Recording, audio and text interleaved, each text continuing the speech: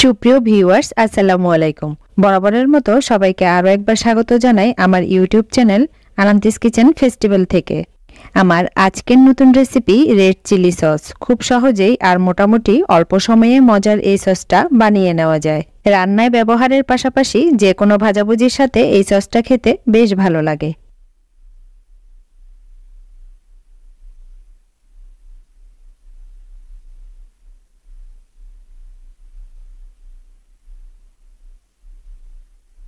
Red chilli sauce তৈরির প্রিপারেশনে প্রথমে আমি বেশ কিছু শুকনা মরিচ ধুয়ে ভালোভাবে রোদে শুকিয়ে নিয়েছি।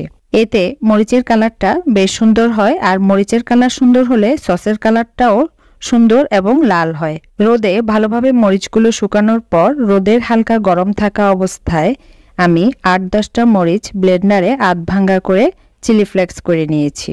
কেউ চাইলে শুকনো খোলায় হালকা ভেজেও চিলি ফ্লেক্স তৈরি করে নিতে পারেন। এবারে প্রথম পদ্ধতিতে চিলি সস তৈরির জন্য একটি প্যানে পানি নিয়েছি 2 কাপ। তাতে অ্যাড করছি 1 টেবিল চামচ চিলি ফ্লেক্স। মরিচটা খুব বেশি ঝাল, মরিচের ঝাল বুঝে একটু বাড়াতে বা কমাতে হবে। আরও দিচ্ছি 1 টেবিল চামচ মিহি কুচি করা রসুন কুচি।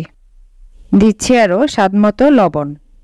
এ পর্যায়ে অ্যাড করছি 1/3 কাপ চিনি। চিনিটা যার যার পছন্দ মতো কম বেশি অ্যাডজাস্ট করে নেবেন। আমি অল্প পরিমাণে তৈরি করছি, আপনারা পরিমাণ বাড়াতে চাইলে সবকিছুর পরিমাণ বাড়িয়ে এই সসটা তৈরি করে নিতে পারেন। সবকিছু মিশিয়ে চুলা অন করে দিচ্ছি। নেড়েচেড়ে মেশাতে মেশাতে চিনিও মিশে আসবে। এর মধ্যে বলকও এসে গেছে।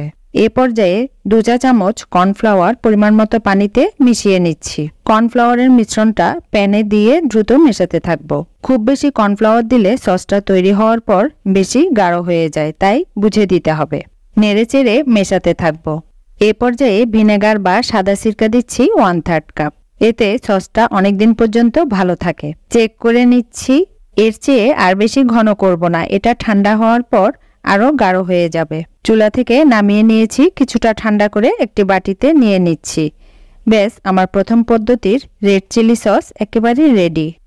এবারে দ্বিতীয় পদ্ধতির রেড চিলি সস তৈরির প্রিপারেশনে চুলায় একটি প্যানে পরিমাণ মতো পানি গরম হতে বসিয়েছি। মরিচগুলো খুবই ঝাল, আমি 5টা মরিচ পানিতে দিয়ে দিচ্ছি। এ পর্যায়ে বাজারে কাঁচা মরিচের পাশাপাশি যে লাল মরিচগুলো থাকে ওগুলোও দেওয়া যাবে। পানিতে বলক এসে মরিচগুলো সেদ্ধ হয়ে এরকম নরম হয়ে আসবে। চুলা বন্ধ করে ঠান্ডা হতে রাখবো। ঠান্ডা হলে পানিসহ মরিচগুলো একটি ব্লেন্ডার জগে নিয়ে ব্লেন্ড করে নিচ্ছি। মিক্সচারটা একটু এরকম আধ ভাঙ্গা দানাদার হবে। এবারে যে প্যানে রান্না করব তাতে মিক্সচারটা নিয়ে নিচ্ছি। সাথে আরও কিছুটা পানি অ্যাড করছি, অর্থাৎ টোটাল পানির পরিমাণ হবে 2 কাপ। এবারেও দিচ্ছি রসুন কিমা কুচি 1 টেবিল চামচ, লবণ স্বাদমতো, চিনি 1/3 কাপ। সবকিছু মিশিয়ে নিচ্ছি।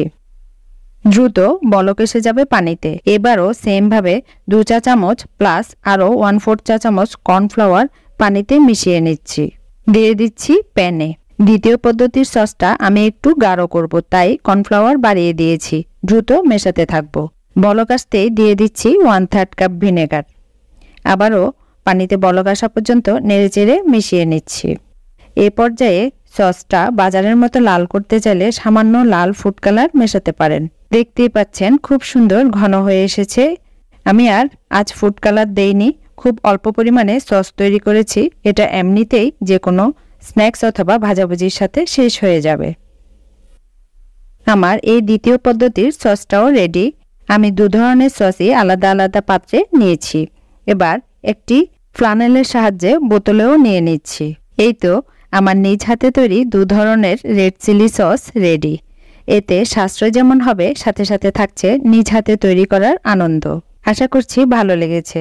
আজ এখানেই বিদায় নিচ্ছি। পরবর্তীতে আবারও কথা হবে নতুন অন্য কোনো রেসিপিতে। ততক্ষণ পর্যন্ত সবাই অনেক বেশি ভালো, সুস্থ ও নিরাপদে থাকবেন। আজকের মতো আল্লাহ হাফেজ।